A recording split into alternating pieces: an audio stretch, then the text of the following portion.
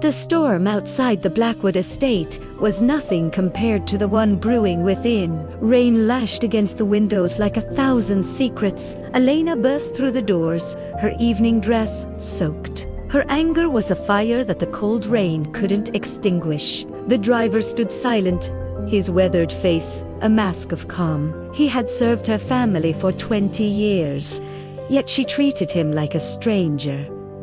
He removed his gloves slowly. His final words weren't a plea for his job, but a chilling warning. Don't trust the woman you call mother. By dawn, he was gone. The empty garage felt like a hollow chest, a void that Elena couldn't explain. At breakfast, the silence was deafening. Her mother sipped tea with calculated grace, dismissing the driver's years of service with a cold wave. Her father wouldn't look up from his plate. His guilt was a physical weight, pulling his shoulders down as Elena watched him. Driven by a sudden, sharp unease, Elena stole into her father's study. The mahogany walls seemed to close in and around her. A locked drawer held the answers she didn't know she was looking for. Her hands shook as the key turned. Beneath a pile of documents lay a faded photograph. It was the driver, young and protective, standing beside a woman she didn't recognize. On the back, a desperate message. "Please, keep my little girl safe." The handwriting was elegant, trembling with a mother's love. The lie began to unravel. Birth certificates with names scratched out, adoption papers signed in the shadows of a hospital room. Memories she had buried began to glow with a new light. It wasn't her father who held her when she fell off her bike. He had been the silent guardian outside her door during every childhood fever, while her parents were away at gala balls. Elena confronted her father, the photo clutched in her hand like a weapon. "Who am I?"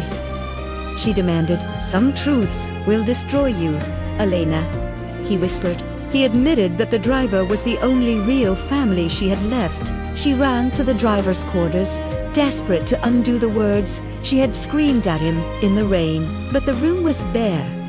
Every call went to voicemail. She had cast out the man who had sacrificed his life to protect her. All that remained was a small wooden box on the table. Inside was a silver locket, the one from the photograph. The truth was hers now, but the man who kept it safe was gone. Elena stood alone, a daughter of ghosts and a lie. "I found the box today." Hidden behind the dust of 20 years, it was filled with the echoes of a mother I barely remembered. The receipts, the letters, they didn't show a woman who left. They showed a woman who was silenced while trying to protect me.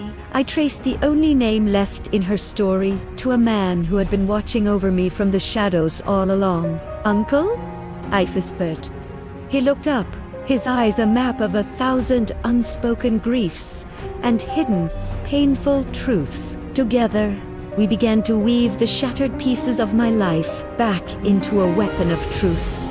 It was time for justice. The mansion was full of laughter and lies. She stood there, wearing my mother's jewels and a stolen crown of but a lie cannot breathe in the light. I stepped forward, not as her daughter, but as the daughter of the woman she killed.